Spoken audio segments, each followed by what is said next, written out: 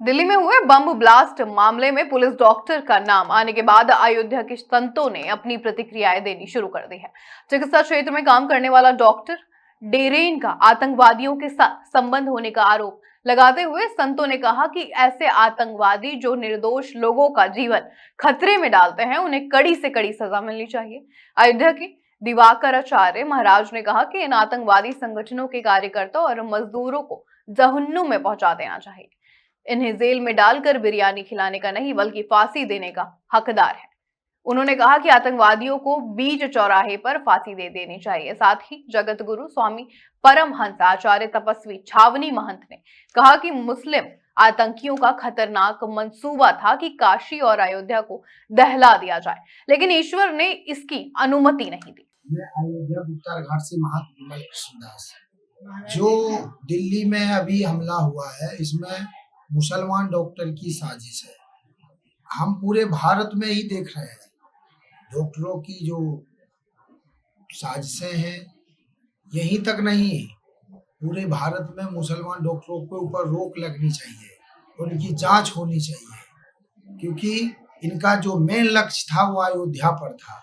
आज दिल्ली में हुआ, कल अयोध्या में होगा, इसमें कोई बड़ी बात नहीं है।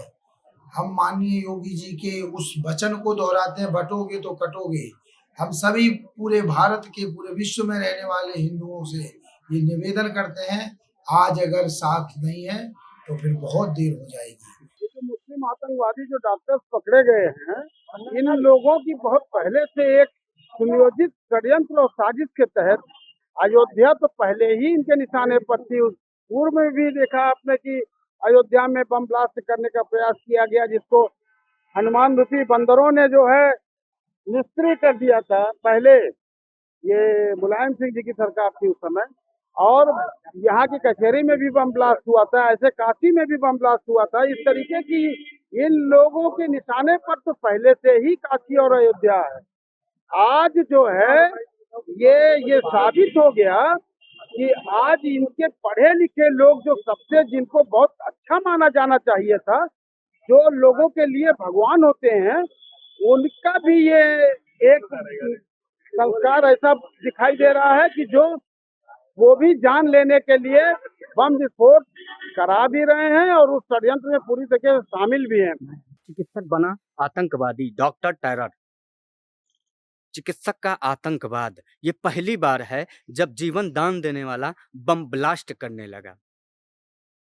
पूरी आतंकवादी कंपनियों के पैंचर छाप मजदूर ही भारत से पकड़े गए, और जो पेशे से चिकित्सक और मानसिकता से आतंकवाद थे, जिन्होंने भारत को दहला देने के लिए दिल्ली में बम ब्लास्ट करके ये साबित कर दिया है कि शिक्षा इनके लिए मायने नहीं रखती है।